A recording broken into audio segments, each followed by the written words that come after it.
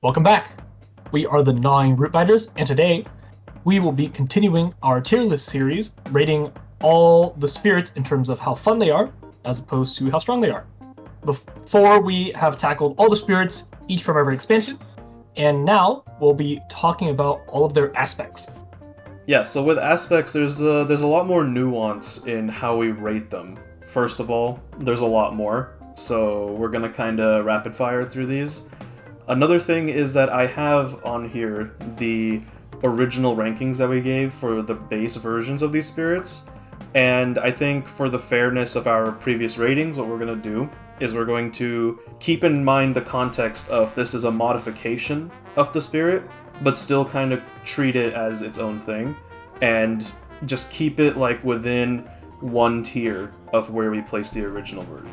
One other thing to note is that we'll be doing these aspects in order of expansion release, because I don't know about you, but I don't want to talk about all of River's aspects straight up, just for the first 20 minutes. We're gonna 100%. go in order of release. But yeah, it's gonna be a lot of River, Lightning, Shadows, and Earth, so strap yourself in. Starting off with Sunshine for River Surges and Sunlight. This was released with Jagged Earth, I believe.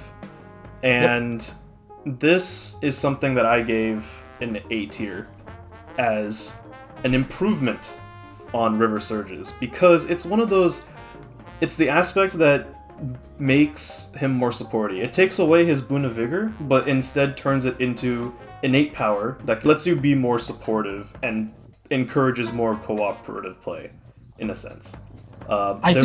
There's a lot of aspects that are like it. This just happens to be the first on the list. Yeah, for me, the big thing about this aspect is that because you're losing a card and gaining the energy, you're actually more encouraged to go on top track as opposed to bottom track, because you have that one less card play to work with. So definitely an improvement. I 100% agree with this. Next up, we have Lightning Swift Strike, Pandemonium. Let me give my take here. Yeah. I think that I would put this lower. The caveat here is you are having to proc the same levels of the innate. It's not easier at all. And your reward is, instead of killing a town, you're getting 2 fear and a strife. So in order to get this strength, you're just changing the spirit. You're not really adjusting the balance of it. You're not adjusting the play pattern. They just wanted to add strife to a character. So you're right, they do want to add strife to a character, but they did it in an interesting way, in my opinion. They made someone who fulfills the fantasy of strife and fear. And with this particular iteration of Lightning, I think it's not terrible. I think the aspect of trying to add the idea of thunder and being scared of thunder in there is technically part of the spirit, but the play pattern doesn't feel any different, really. Like I don't feel like I'm changing the way I build the spirit. I'm not changing the way I see the reclaim loop that you still fall under in Lightning. A lot of the other aspects change the spirit a lot. This one, it's only flavor, and the flavor doesn't bear in gameplay as much to me. I see where you're coming from. Let's agree to just put it right below the base. I'm good with that. Now, as for Wind, I put Wind also below the base. Interesting. Just because it's like, if I'm correct, the Wind version of Lightning is similar to the Sunshine version of River. It's the one where it's like you're kind of buffing your ally, it's playing more supporty. Mm-hmm. But Lightning doesn't feel like the person who's supposed to be doing stuff like that. The fantasy is just not there for me with Wind, you know what I mean? Yeah, I think for me, I kind of understand. It's like a tailwind. Like, you, as Lightning, are flying, and your teammate is kind of going on the curtails of that. And I see where they're coming from. I agree the flavor is weaker than Thunder, but I do think it makes up for that because the gameplay is more interesting. I find a lot of the time the special rule of swiftness of Lightning is kind of bait for new players, but now that it's tied to a single, you can make it fast one time, and your ally can make it fast, actually adds a decent amount of utility, and I like that you get to play the element game to prioritize either fire or air, which the spirit did not have before because it's supposed to be a base level spirit. So do you think it's above? I think it's slightly above. It's at least above Pandemonium. I would say it's above base. Yeah, I'm fine with that just because I've only played one game with the wind, and yeah, I've played a couple. Yeah, my impression was just this is just support lightning. Yeah, that's pretty accurate, I would say. Okay, next up we have the Madness for Shadows. So this is the other one that adds strife and fear, and I put this in A tier. Really? So just keep in mind, Shadows we put in S tier. I put this in A tier, and we can order all these later. I'm just gonna put them there for simplicity. It feels like a different kind of Shadows. It's still fun, you know? Like, base Shadows is fun, so what they do to change a little bit of Shadows is still going to be fun. The thing is, though, that a lot of these aspects, they try to solve the same problem. You'll notice that a lot of the same aspects for some spirits all replace like the same rule or something, you know, because that's the problem that they're trying to solve, and it didn't feel like Madness solved what Shadow's problem is, which is his fear gen. You know what I mean? They added strife to it. It's still a little bit lackluster though. Yeah, and if you were teaching a beginner this and you're like, use this aspect, it adds complexity, but not complexity that most people would find super interesting compared to a lot of other aspects. At least base darkness has a place, which is why I am very happy with it in S tier. But this aspect, you're adding a lot of complexity for very little payout. So I would agree. It definitely has to go lower. I would arguably put it B tier, but I'm good with A tier as well. Yeah, let's try to keep it like within one tier of the original, just for simplicity's sake, and also because we have to reorder everything as after. So yeah. Yeah, we can be a little flexible when the final tier list comes out, so stay tuned for that. But until then, let's look at Reach. Yeah, so Reach is you were talking about making things more complex for no reason. Reach actually solves the problem of Shadows just having to pay energy to do a play that he should be able to do. Like, Reach is just... It simplifies him, but in a way that's like... You're not losing anything. You're not losing anything by playing Reach. Like, it's just an easier way to play. And there are a bunch of aspects that are like this, that make the spirits easier, less complex, and more accessible, but still retain the core identity. So I put Reach above Madness. High A tier, though. I would agree, high tier. I was actually going to say that. And finally, the last one from the Jagged Earth is Resilience for Vital Strength of the Earth. I put it below. I'll explain. First of all, we play with the house rule, with damage to the land and stuff, right? So to compensate, a lot of like these effects of like how much damage gets taken or increasing the threshold is nerfed. So the way that we play Resilience is instead of +8 to blight the land, it's +4. It's fair, it's balanced, but it's not the problem with Vital Strength of the Earth. Vital Strength of the Earth has a very, very glaring problem, and all of his aspects try to change something else. There is nothing wrong with Vital Strength of the Earth's passive.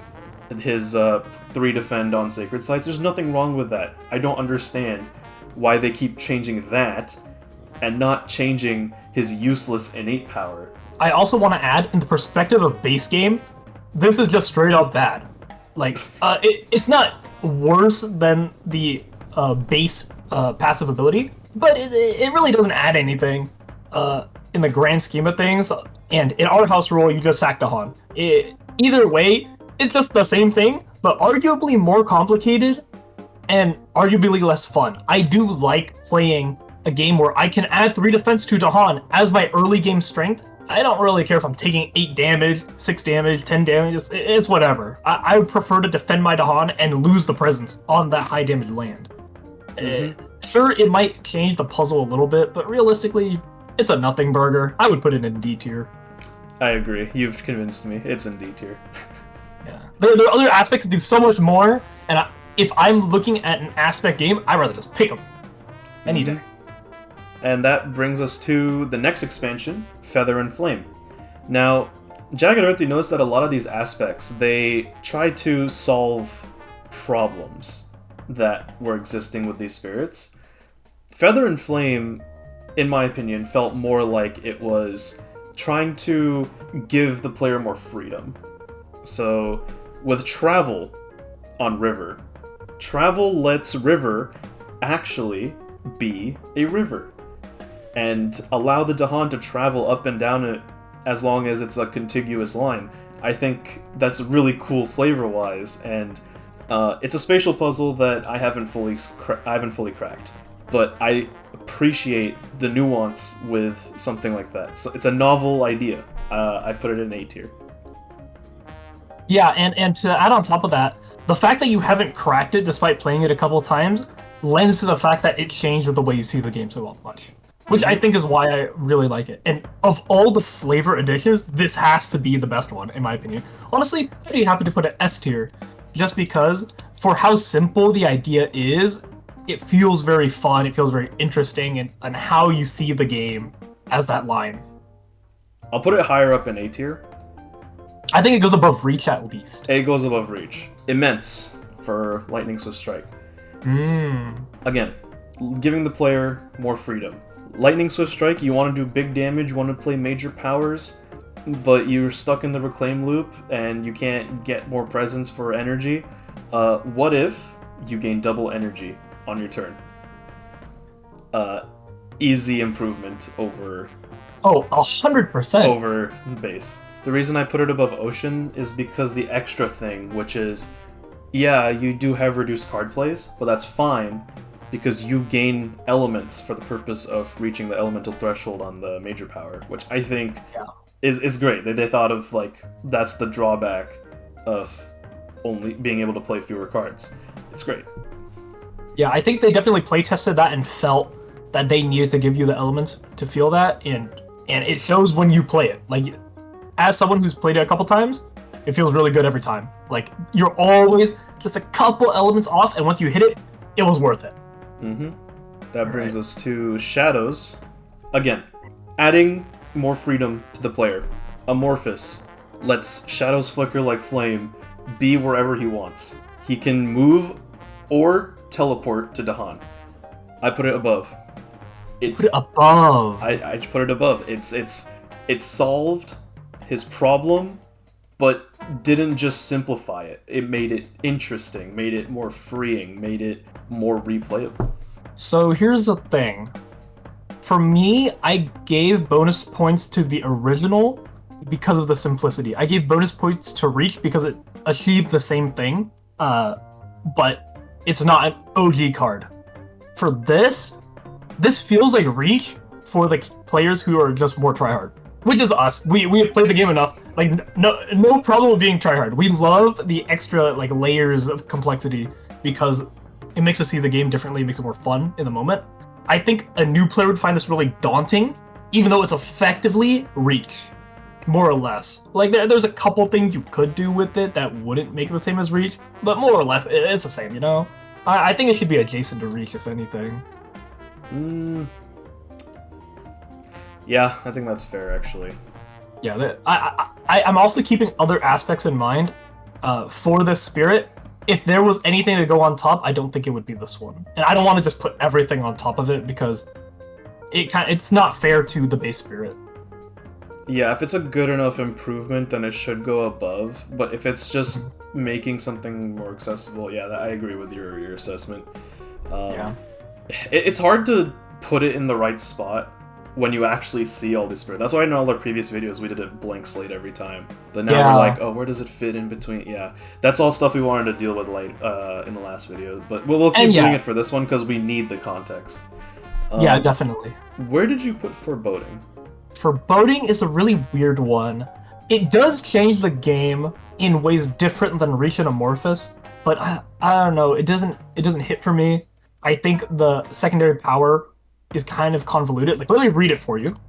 After an action generates fear in target land, including from destroying towns and cities, push up to one explorer per fear or a town per 2 fear. Like, it feels like it's doing too much. So I put it below Reach. It is my least favorite one on Shadows. The thing is, though, now with this collective list, Madness is below, and I don't know if it is worse than Madness. You see, the problem that they were trying to solve with Foreboding, I feel, was the fact that the innate power for Shadow, the fear has a cap. This makes it so that there is no cap. This makes it so that it's something that you're applying for all your powers rather than just that one power that generates a couple, I think, what was it, like 5, 6 fear? It's a different problem that Shadows has, and I think they did it well. I'm gonna move Madness. Do you agree with this for Shadows? Honestly, I would put them both at the bottom. Like, I agreed that it should be next to Madness, but I think they're both bottom tier in my take. Okay, we got one more. We got one more for Feather and Flame, and it is Might for Vital Strength of the Earth. Yeah, they cooked with this one. I put it... It has the same vein as Immense, but they just give you another innate power that lets you feel like the strong but slow spirit that Vital Strength of the Earth is supposed to be. The word might just perfectly describes it. I don't need to say anything else. I think this is the best way to play Vital Strength of the Earth. I would agree. Honestly, I'd be down to bump it to low A, because the way the spirit plays with this feels... It's completely different. Yeah, definitely. Yeah. You know what? I might just do that. Let's do it.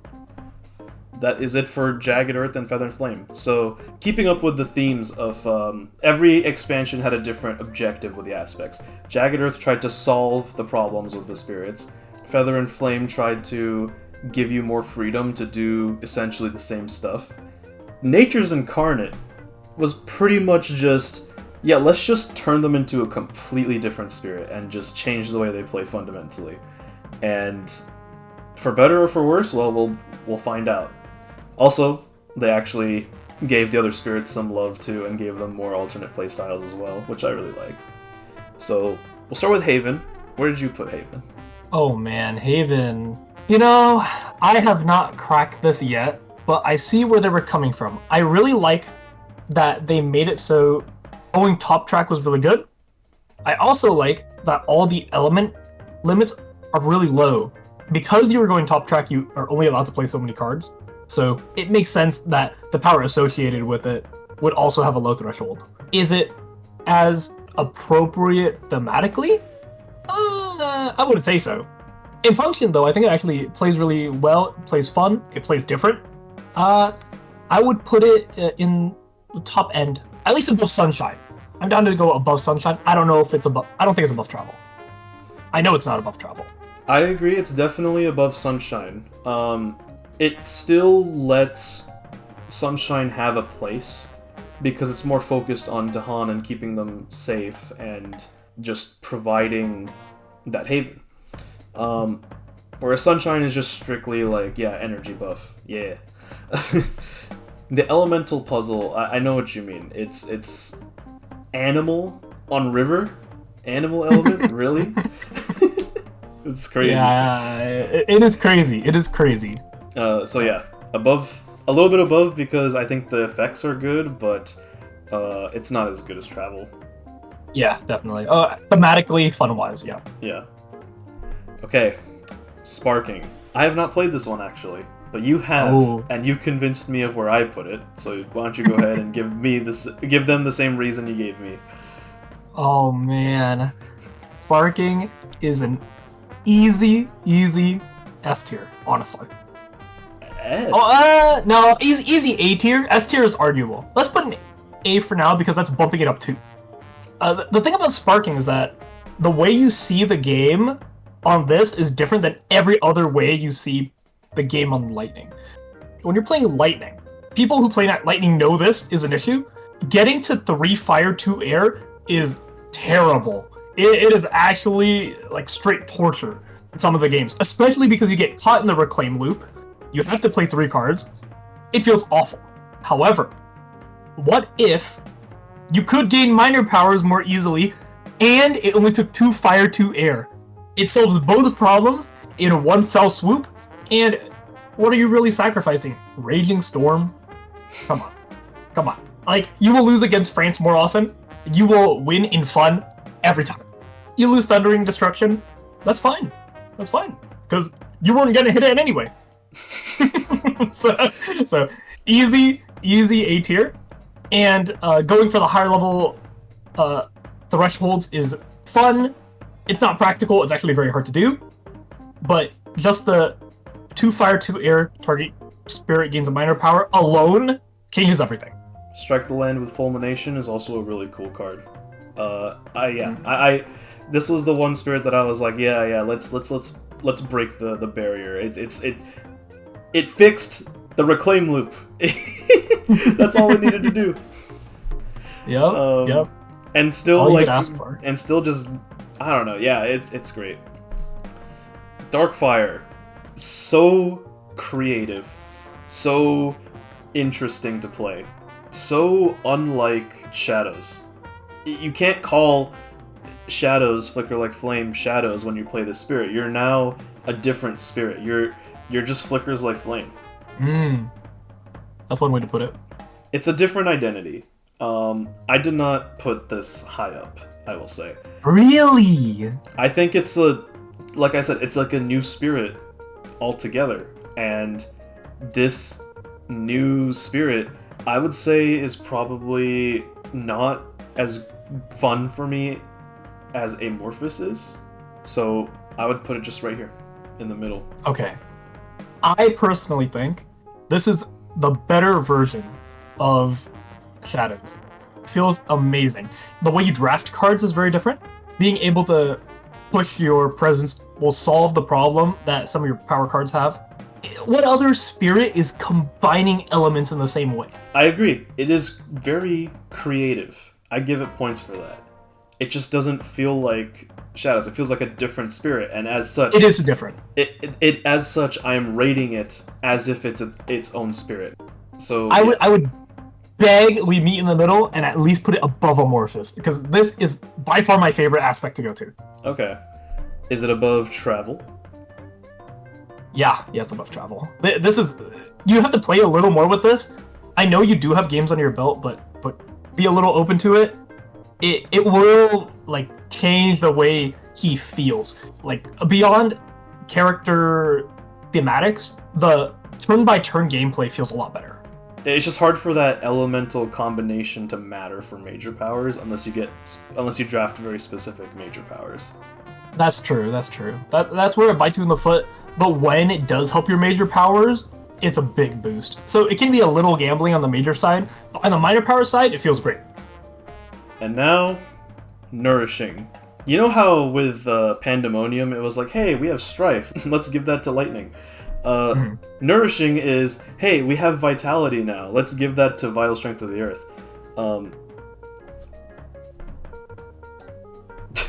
Do we agree with this? I mean, I actually don't dislike it that much. The ability to gain a minor when you gain a major is kind of cool. It bolsters your major power gameplay because you have more minors to kind of throw away when you don't want it. The Vitality plays into that because it gives you more time at the cost of your 3 defense. The cost is that it looks really ugly to read. Like, bottom power, each Dahan has +2 health while in target land if target land has at least 2 Dahan as a Han. Practically, it's very good.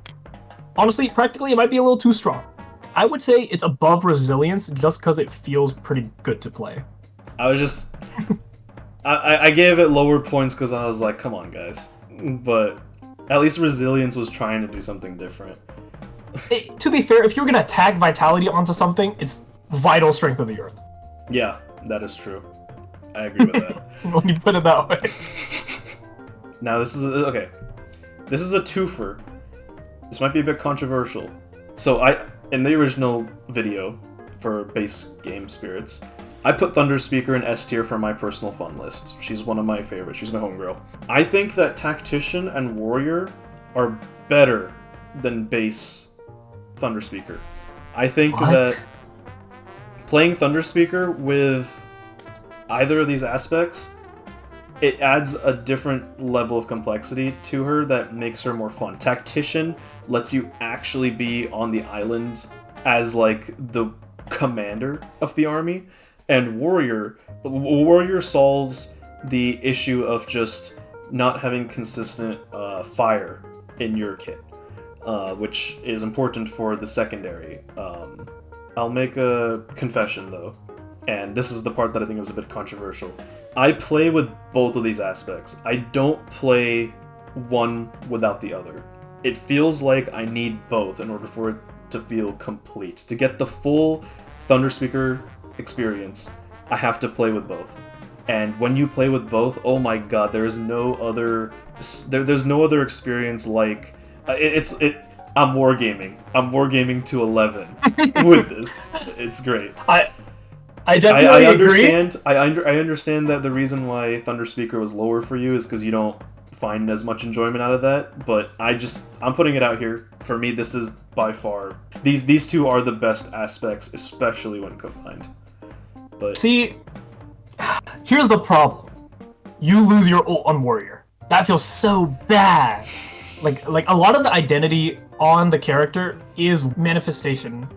Because no other spirit really ults like that with multiplicative damage. And ironically, you're shifting to a more minor power playstyle when you do this combination, which I think is cool and I think it's practical.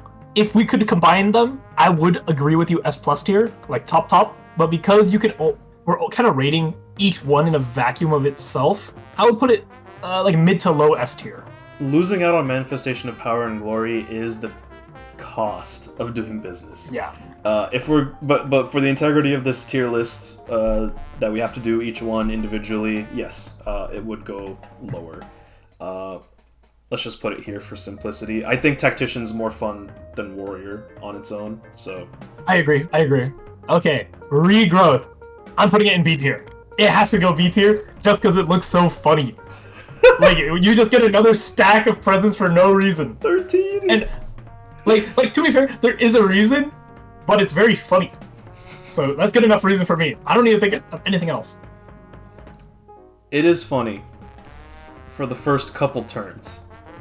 And then you're just like, man, this is just regular spread rampant green. It's just more focusing in on that one part of him that also already existed.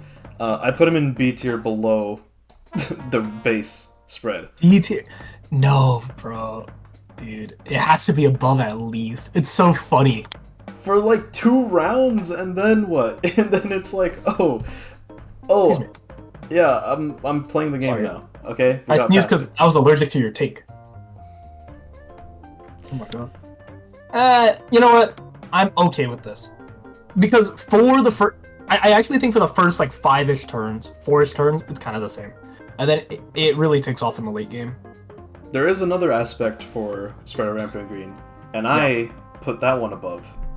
Tangles is Spreader Rampant Green, but with wilds. And that's all it needs to be.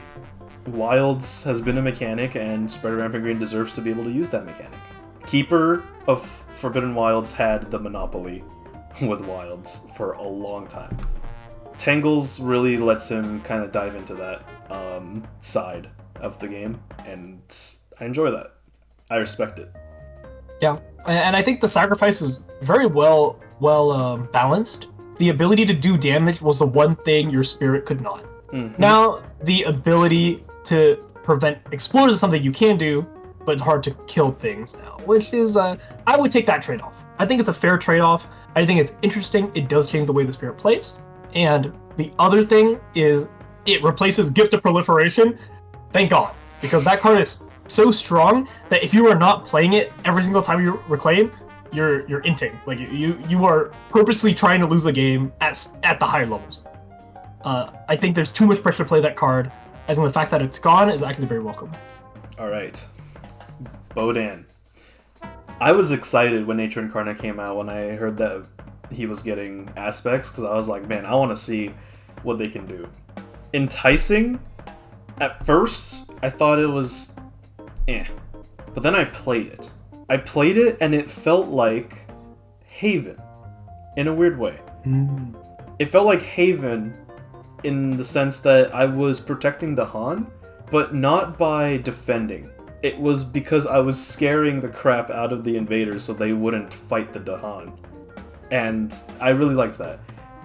Bodan had always the ability to control Dahan and play with them, but he couldn't really influence them. This lets him play around Dahan, and you know how much I love playing around Dahan. Yep. I put him in S tier. I agree with you, but I did want to add, you're replacing Night Terrors, and to some, Night Terror seems kind of weak and boring. Plus 1, 2, or 3 fear. That's not a lot, right? No, it adds up. Yeah, it adds up. If you've ever played this aspect, you actually struggle a lot to close the game out. So the added pressure on top of this is you might be able to stall the game, you won't be able to progress the game. The flow is very different on a turn-by-turn basis. All right, let's talk about the other aspect Bodan has. I'm curious what you think about this one. Yeah, violence. It's really odd. I will say, to dream 1,000 deaths was a power that I have always really liked because it synergized well together. However, I would actually say it's the best aspect the spirit has. I would put it over enticing, because enticing pushes you a little bit towards minors. This dives you straight into minor powers and says, hey, there's going to be a real cost when you do this, but try and see if it works. I agree. I think everyone knows that this aspect is objectively broken. And I know earlier we said that, oh, we don't like things if they're broken. But this is a fun kind of broken. This is, yeah. I'm doing damage and generating like twice as much fear. It's fun. I like it. It leans into what I think is the best part about Bodan, which is to dream 1,000 deaths. So, yeah, easy S tier. And now, the last of the base game spirits modifications, Deeps. Where did you put this? Dude, the ability to swallow lands and expand the coast so that you can actually reach the inland, because Ocean's biggest problem was never being able to reach the super inland lands. But now, in the late game, those inland lands are now coastal. And on top of that, the Deeps thing actually lets him have more influence on the coasts when he's on them. Dude. Also, just straight S tier. Like, I put Ocean in B tier because I didn't like his pattern. After a while, it got stale. But with Deeps, it's never going to be not impressive to work your way into the island. 100% agree. I think this has a similar play pattern to Enticing, where you sacrifice a ton of fear generation to instead get Deeps, and you kill less towns and cities, whatever. You get Deeps. Deeps is such a cool mechanic, very creative. There's literally nothing else like it. 100% agree. No doubt. We can move on. Yep. They really cooked with Nature Incarnate, dude. I'm telling you, like, every expansion had its theme, and Nature Incarnate just, you know, it pushed it over the edge. Pushed it over the edge. Absolute cinema. Okay. This is... I want to take this one. Yeah, you played this one last week. How was it? You know, when I play this spirit, Keeper of the Forbidden Wilds, I really like the fact that you can try and push to scale faster on a scaling spirit at the cost of 2 energy per turn, and you don't get the other benefits from different growth options. And this takes it away.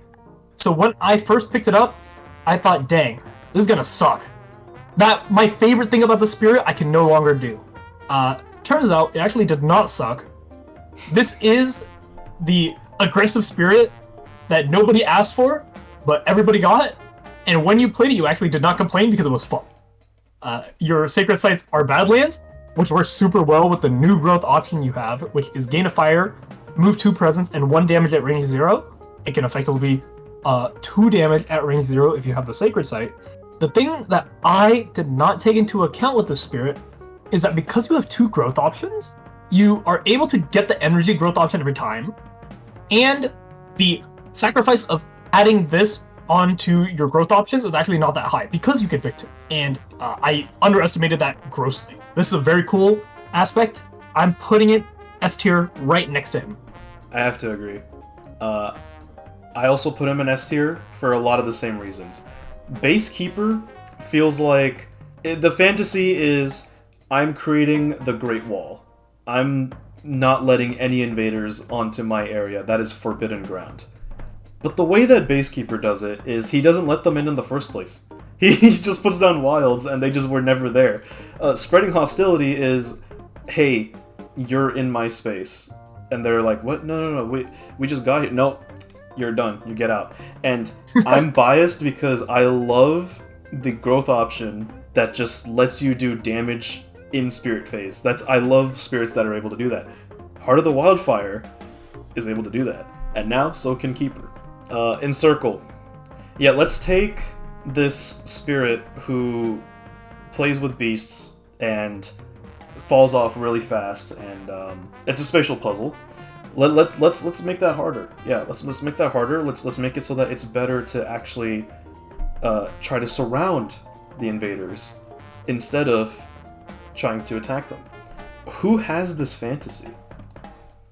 Like, I get it. I understand that it's like a thing that predators do, but when I play Sharp Fangs, I visualize them doing that with the cards like Terrifying Chase and Too Near the Jungle. I don't need an aspect to not only encourage that playstyle, but to also just make the other parts of Sharp Fangs weaker. I don't like Encircle. It doesn't do it for me. I put it in D tier. I'm on your wavelength, but honestly, if I were to explain why I would put this in D tier, I just like the base spirit better. That's it. There's nothing else. We can move on. Unconstrained. Unconstrained. B tier. Same reason why Reach is good. It simplifies Sharp Fangs, makes them more accessible, and it still like keeps the core identity of the spirit. You don't have to deal with the whole thing of like the opportunity cost of losing your presence. It's just like, okay, here's a beast every turn. Put it wherever you want. I like that. I actually would say it has more ease of play, practically, for someone who's a little familiar with the spirit. But at the same time, it also simplifies it in other ways. So, I agree. B tier is good. Transforming. Another one of those aspects that I know is objectively good. I don't like it. It's, Really? It's... Okay. I understand the whole thing about the more supportive playstyle that Heart of the Wildfire has. You're able to, instead of just removing blight on your own lands, you're giving your allies more powers and letting them do all sorts of cool stuff with your new innate power. But do you really have to take away from my fantasy of just destroying the townsfolk and burning down all the cities? Do you really have to take that away and make it so that I downgrade everything into explorers and then push them out? It's so... With how much blight I'm generating, I don't want 1,000,000 explorers on the island just doing whatever they want. I want to kill things. And transforming makes it so that I'm not doing that. The reason why I like base Wildfire is not present in transforming. If it was just the new innate power, if it was just slightly weaker, it would be an improvement. Okay, I'm gonna be honest. I would have put this above base Wildfire because my gameplay on base Wildfire is honestly a war crime. You do not want to see it. But also, as the partner of the spirit, it feels amazing. It's really hard to get any. I believe only a couple other spirits, maybe just one other, are able to give you any at the ease that Wildfire is able to do it.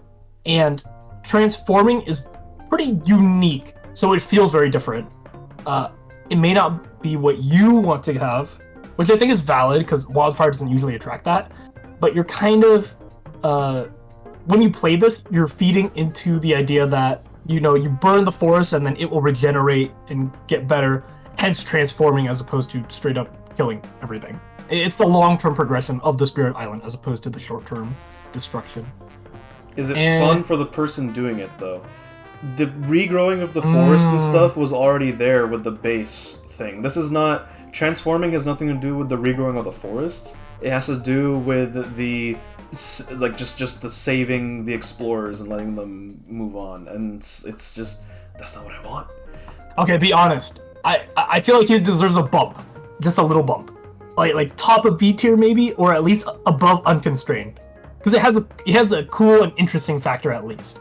It is cool and interesting. It is creative, so I'll put him at the top of B tier, but I just can't bring myself to play him ever again.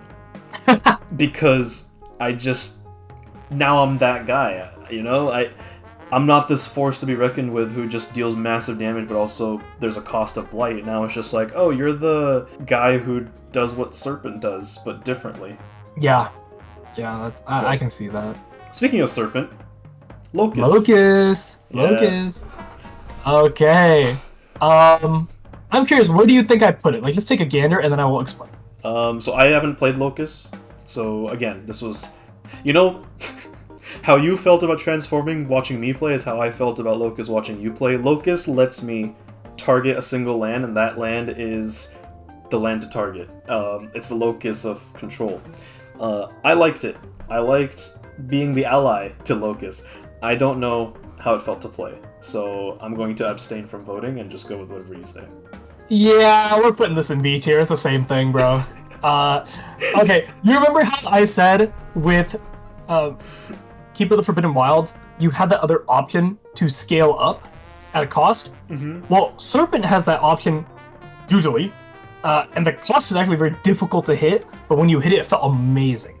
The elements to get there, you would usually play around, but now you get Locust with the elements you just get. Like this is a freelo version. It's boring in terms of the element game, and some people will find it interesting to track everything your players do, your allies. Honestly, me personally, at some point in the game, I don't want to deal with what you're doing. I want to do my own thing. I want to do something kind of cool. I want to do something interesting. I'm playing Serpent to scale. I'm not playing Serpent to survive the early game in a tedious way. Is it better? Strength-wise, yes. Is it more fun for me? Definitely not. And now we go to, you know what? In the same vein, let's skip over Intensify temporarily and go to Mentor, because Mentor is another aspect that is just a more supporty version of these more complex spirits. That being said, though, the way Mentor does it is actually really entertaining.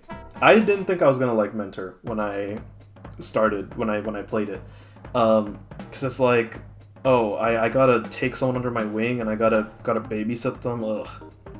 But you aren't doing that. You're gaining 2 cards every time you gain.